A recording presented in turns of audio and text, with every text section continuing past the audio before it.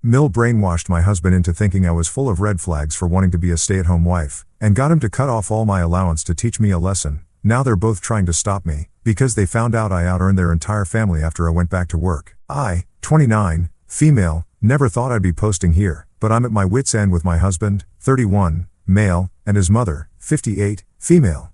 We've been married for 3 years, together for 5, and everything was great until about 8 months ago when I brought up wanting to be a stay-at-home wife. For some background, both my husband and I have always had good careers. I worked in tech sales for a company that specialized in enterprise software solutions. The job paid well, but was incredibly demanding. 60-plus-hour weeks, constant travel, high-pressure deals, and a toxic work environment that was starting to affect my mental health. My husband works as a software engineer for a mid-sized company making decent money, about $110,000 yearly. Last year, after a particularly rough quarter at work, where I ended up in the ER with stress-induced chest pains, I started seriously considering leaving my job.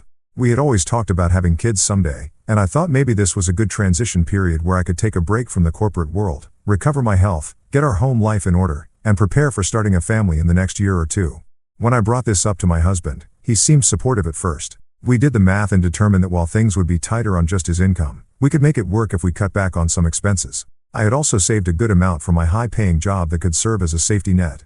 The plan was that I would quit, take a few months to decompress, and then we'd start trying for a baby. The problem started when we visited his parents for dinner and shared our plans. My mother-in-law has always been what I'd call traditional but contradictory. She's the type who believes women should be mothers above all else, but also looks down on women who don't work. When we told her I was planning to leave my job, her face immediately soured. She asked a bunch of pointed questions about finances and kept making comments like, "Must be nice to have someone support you, and I've always believed in pulling my own weight."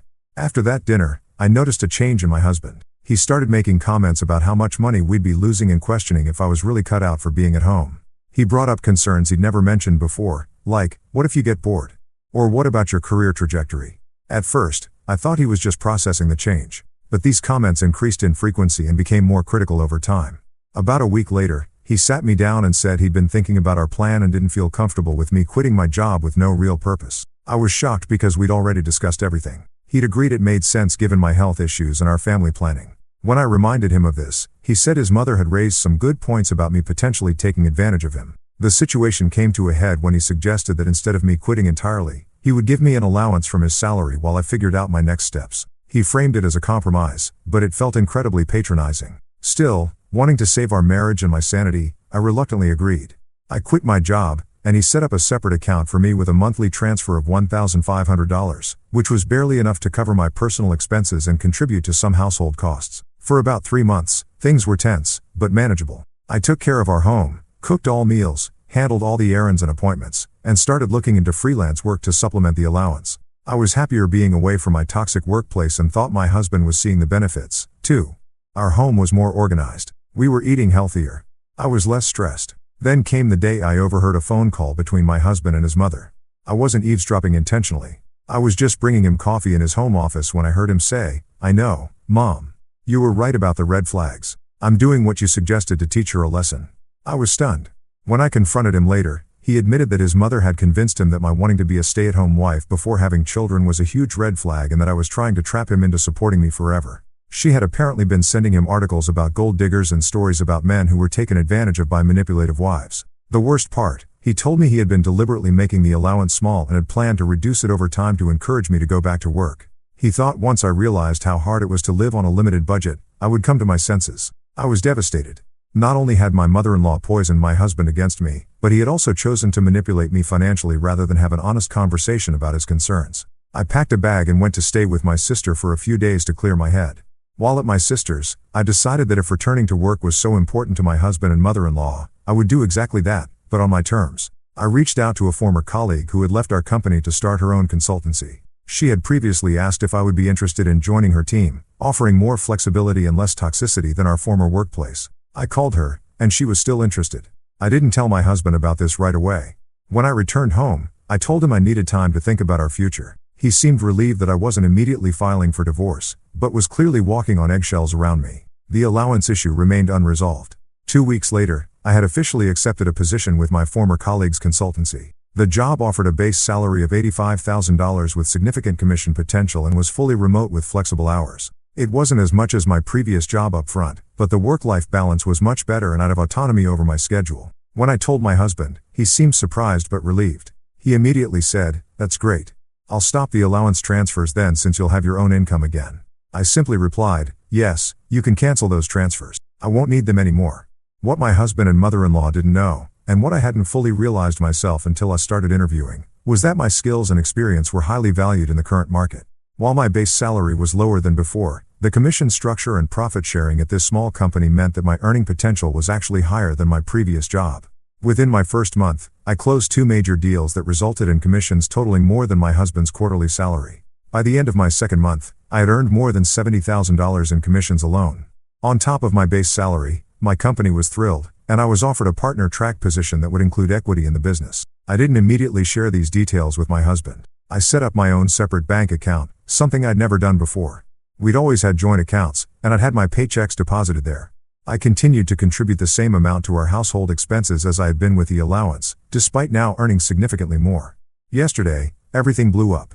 My husband accidentally saw an email notification on my phone congratulating me on closing another major deal with commission numbers clearly visible. He was shocked and asked why I hadn't told him about my success. Before I could answer, he got a strange look on his face and asked how much I was actually making. When I told him the truth, that I had made over $200,000 in just 3 months and was on track to make at least $400,000 this year, he looked like I'd slapped him.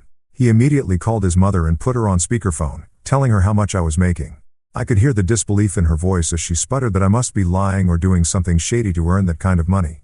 Then came the part that really floored me. They both started arguing that since I was making so much money, I should be contributing more to our household, specifically that I should be paying for luxury expenses, like the renovation my husband had been wanting for his home office and a vacation his mother had been hinting she wanted us to take her on. When I pointed out that just months ago they were both convinced I was a gold digger trying to avoid work and now they wanted access to my money, they both got defensive. My husband claimed he was just being practical about our finances, and my mother-in-law said that family should help family.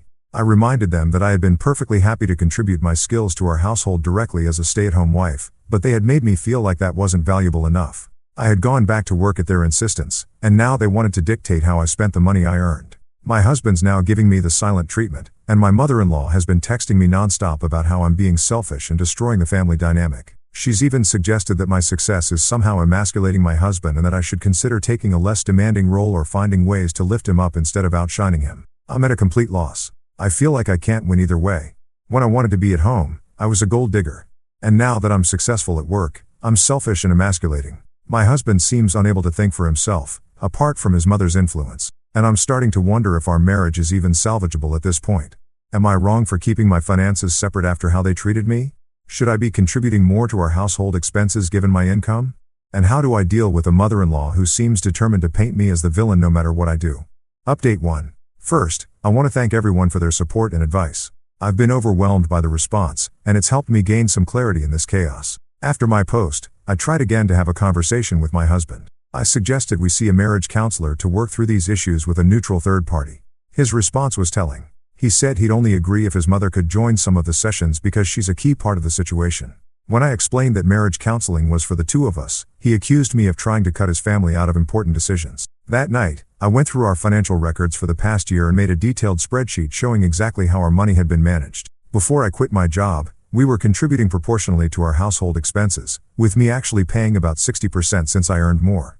When I was on the allowance, I was still contributing about 40% of my received funds to household expenses, despite it being money that technically came from him in the first place.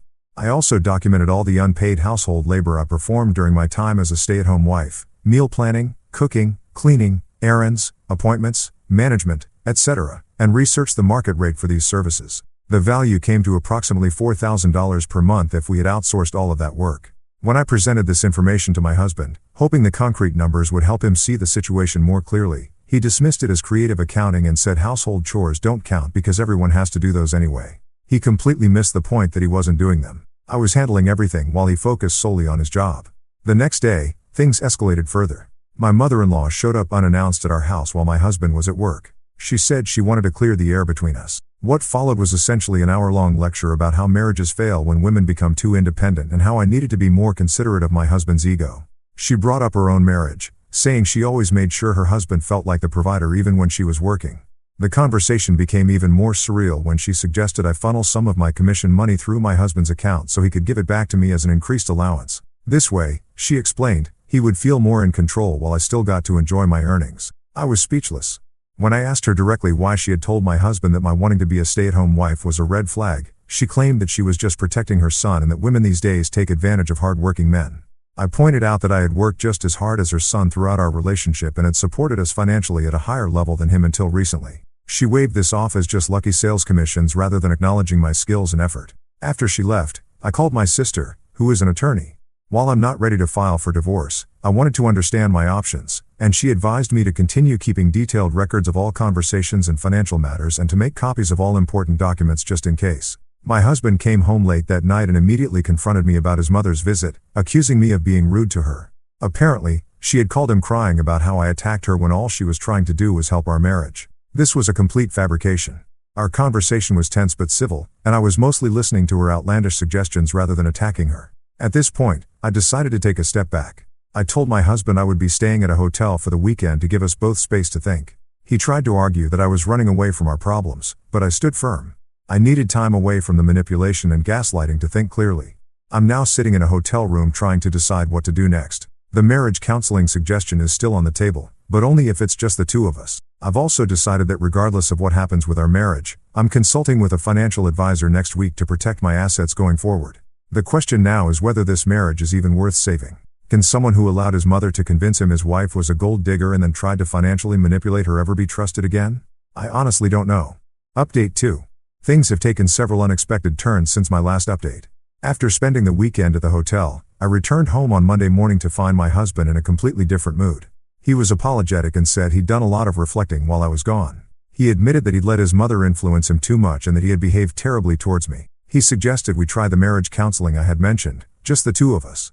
I was cautiously optimistic, but still wary. His sudden change of heart seemed suspicious, especially given how firmly entrenched he had been in his mother's perspective just days before.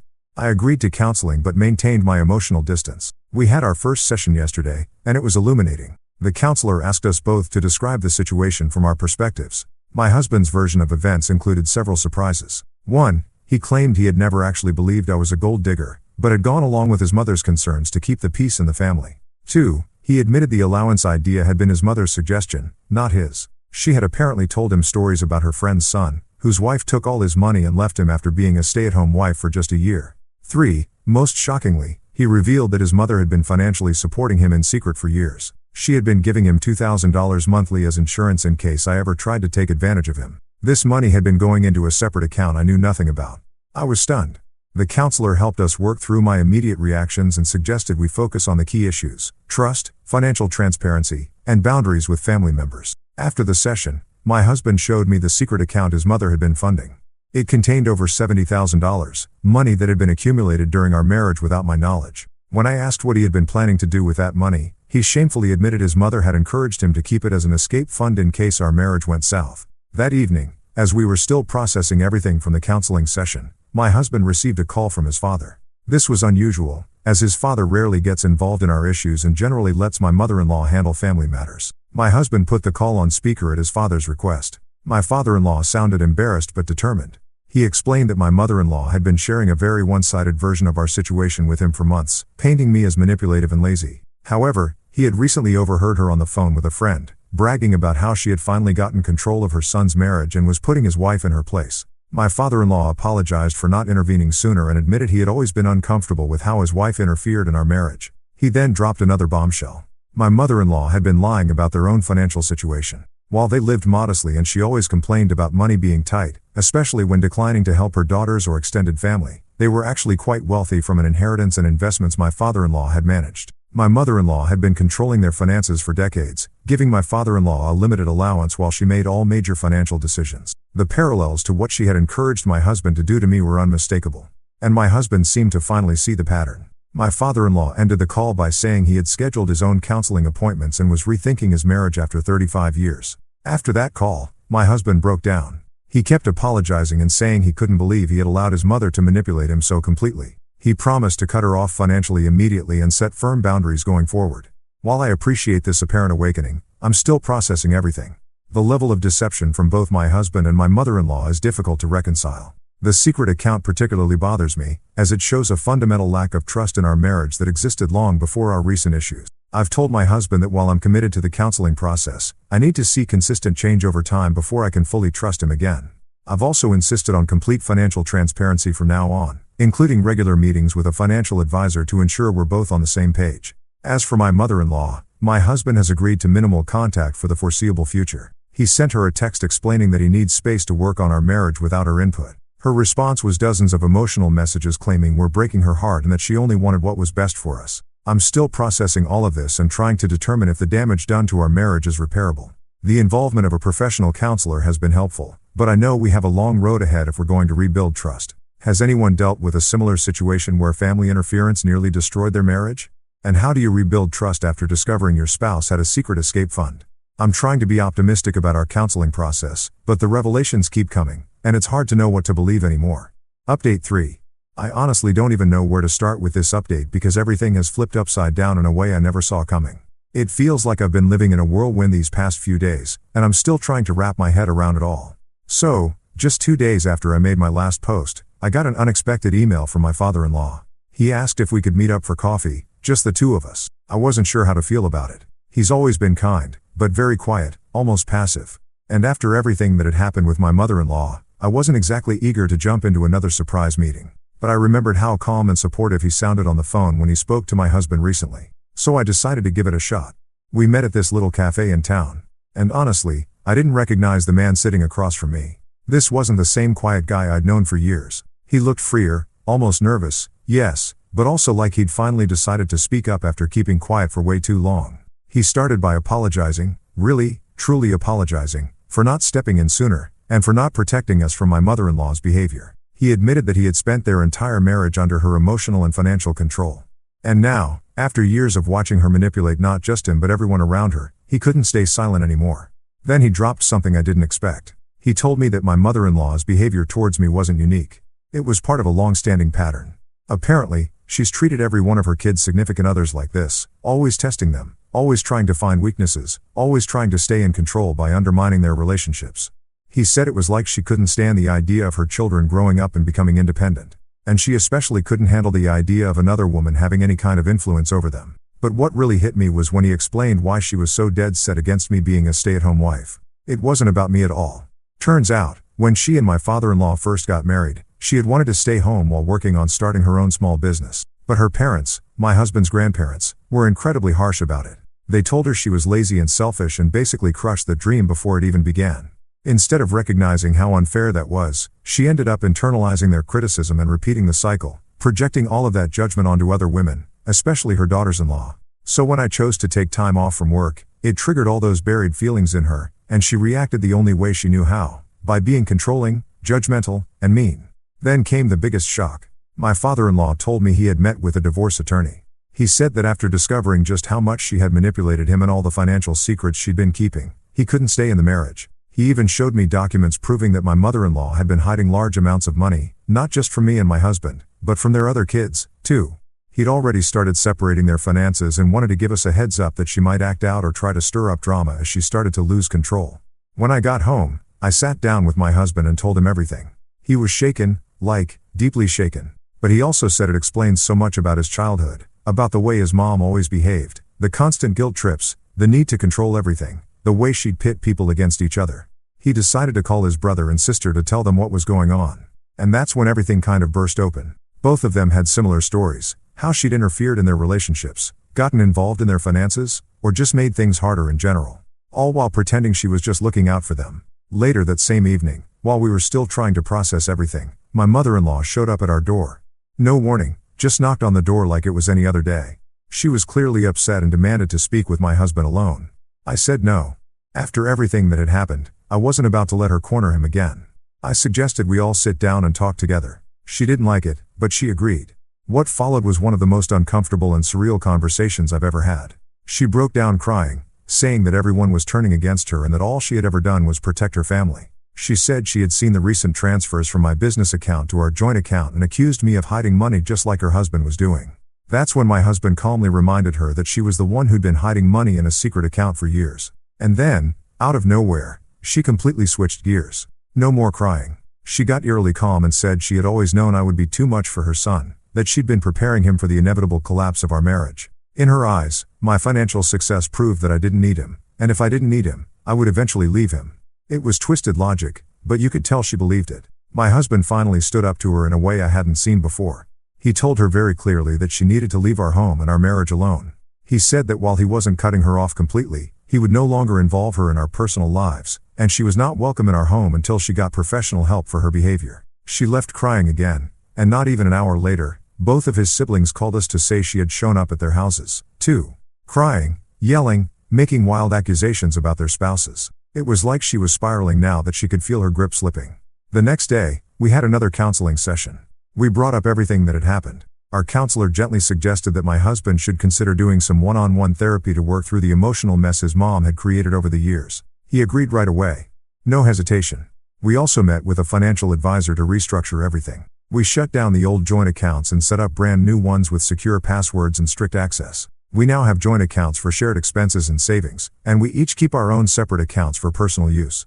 Everything is transparent, and we're both contributing based on our incomes. It feels like we're finally on the same page. And since then, my husband's been trying really hard to earn back my trust. He's been going through old emails and texts, pointing out all the little ways his mother had been planting doubts in his head, things I never even realized were happening at the time. He's also been supportive of my career in a way he never was before.